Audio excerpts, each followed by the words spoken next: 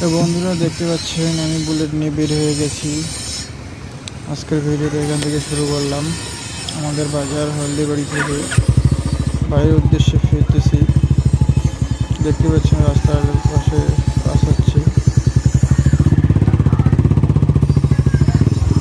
বন্ধুরা এই রাইডটা আপনাদের সঙ্গে শেয়ার করতেছি আমি ভিডিওটা চালু করলাম। দেখতে পাচ্ছেন আমাদের হলদিবাড়ি বাসের শপিং মল প্রথম বাজার, তার পাশ দিয়ে আমি যাচ্ছি।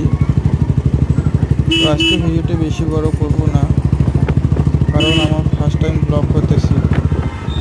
তো ভয়েস সাধারণত আমি খুব কম ভিডিওতে দেই।